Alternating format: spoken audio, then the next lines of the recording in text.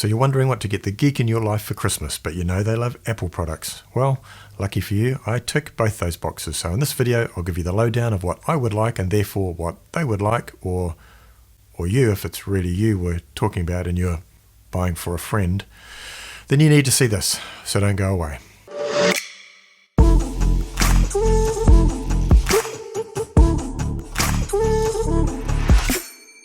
Hey guys, and welcome back to the channel where we review tech related to making YouTube videos and other gear recommendation videos just like this one. So if you're liking this content, be sure to hit that subscribe button and the bell so you don't miss out on any new videos. Now, given Apple have launched multiple products this year, they've made it very easy, or hard, depending on how you look at it and how much money you have, to choose something from their vast product offering as a gift. But there's plenty to choose from no matter what your budget is, so in this video I'll cover what I think the top Apple gifts for geeks are for this year. If you're looking to buy something for yourself, then I'm sorry I called you a geek. And make sure you stick around until the end where I give you my number one Apple product you should spend your hard-earned money on this year. So let's get into it. The most anticipated Apple launch this year was undoubtedly for the iPhone 12. Now this year was a super cycle for Apple, which is typically every 3 years when they refresh the form factor of the iPhone, and this year was a trip back to the future when the form factor very much resembled the iPhone 5 with the squared off edges. The iPhone 12 launched with a range of 4 models and are Apple's first phones to offer 5G. Now there's lots to love about every model, but for this list I'm going with the iPhone 12 mini. It has everything the iPhone 12 has to offer, including the A14 Bionic chip, the fastest chip in a smartphone. The mini has an edge-to-edge OLED display, ceramic shield screen protection with 4 times better drop performance, night mode on every camera, and MagSafe charging. Cute and functional at the same time. A bit like me. Next up would be some accessories for the iPhone 12 to take advantage of the MagSafe charging capability built in. So there's a raft of accessories including chargers, cases, and a bunch of third-party manufactured gadgets as well. My pick would be twofold. The first is the Duo charger, which, even though it's hideously expensive, see my video here and link in the description below, I think it's fantastic for traveling as you can charge your phone and Apple Watch at the same time on the same device. And it's supremely compact, which is perfect for travel. Next in the MagSafe lineup would be the MagSafe wallet, designed to magnetically attach easily to the back of the iPhone or a MagSafe enabled case, and has just enough room for 3 or 4 cards you deem as being essential. So many identification and payment functions are moving to the phone now anyway, like Apple Pay, that you hardly need more than a few essential cards with you anyway. So the MagSafe wallet is a perfect choice to go with the iPhone 12. It comes in a variety of colours so you can mix and match it as you see fit. Now, where would you be without your Apple Watch? And this year Apple introduced a wallet-friendly version, the Apple Watch SE, which has many of the key functions that the latest Apple Watch Series 6 has, but for about 30 to 40% less, depending on the model you go for. Again, there's so much functionality packed into these devices that, in reality, you end up only using a few key ones. So if that sounds good to you, then check out the Apple Watch SE as a perfect gift either for the Apple geek in your life or maybe your child. I'm sure they'd love you for it. Next on my list would be a pair of Apple AirPods, and once again in this range you're spoilt for choice. If you're still into the small form factor of the original AirPods, you may want to upgrade to the AirPods Pro, which feature active noise cancellation for immersive sound, transparency mode so you can hear what's going on around you, and a customizable fit for all-day comfort by way of soft, flexible silicone tips that click into place and conform to your ear shape. Now these keep the AirPods secure and also feature vents that help to equalize pressure. Mate, there's truly some amazing technology built into a very small package.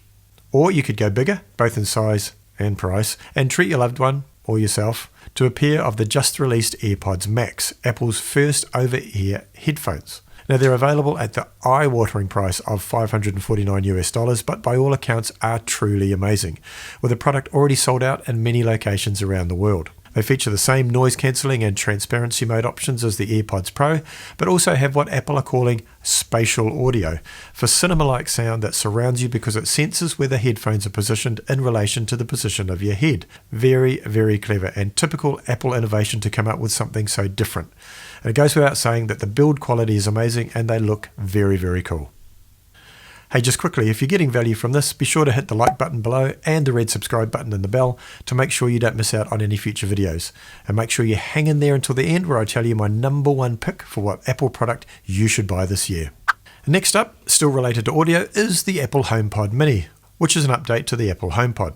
For $99 it's actually jam-packed with innovation and delivers unexpectedly big sound for a speaker of its size. At just over 3 inches tall, it takes up almost no space but fills the entire room with, as Apple describe it, rich 360-degree audio that sounds amazing from every angle. It's a versatile little beast that not only looks good thanks to a perfectly seamless mesh fabric, a backlit touch surface on the top that provides quick control, but the smarts in the sound department using Apple's own computational audio, meaning the small speaker outputs sound that rivals much larger units. And did I mention it's all voice controlled through Siri, so not only can you use it to play music, you can ask it anything as you would Siri. Hey Siri, play my favorites.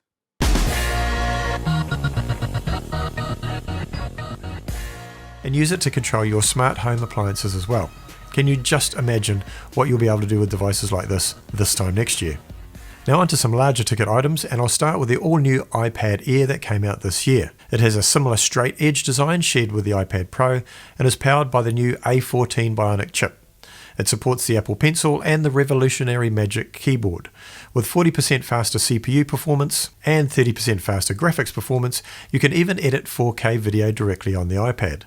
With the Magic Keyboard acting as a fully functional keyboard including trackpad, the power and processing capability of the iPad now, the gap between tablet and computer is so small. I mean, it's hardly even there. See, it's just so small. In fact, if you took a step up and went to the iPad Pro, I'd argue that the gap is not even there.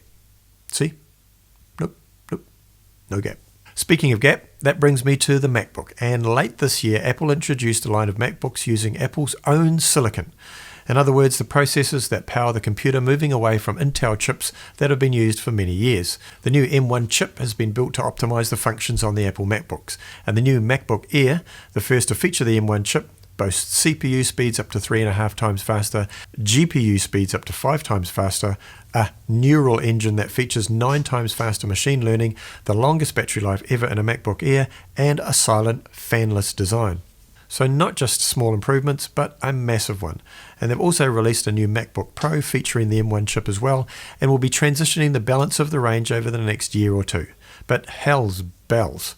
What an impressive start, not only because of the superb technology that people are raving about, but they've released those computers at the same price as the models they replaced. Next up are Apple gift cards.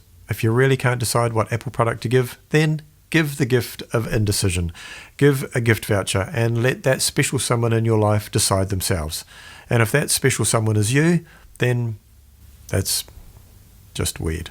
And so, onto my number one pick for what to spend your Apple dollars on this year is, drumroll please. The number one pick for what to spend your Apple dollars on this year is the new MacBook Air, featuring the revolutionary M1 chip. Apple's first chip designed specifically for Mac, packed with an astonishing 16 billion transistors. That's what I'd be spending my money on if I were you. And yes, I know I said this was a gift guide for other people, but crikey, get this one yourself. And speaking of everything Apple, there's some pretty serious speculation and rumours that the next iPhone, the iPhone 13, will feature at least one portless model. Now this is a disaster for content creators like me and you. Well, like me, you've probably got a proper camera and don't have to use your iPhone to make movies. I made a video about that whole sorted mess, so click on the link now so I can tell you all about it. Cheers guys. Thought I'd put this on airplane mode.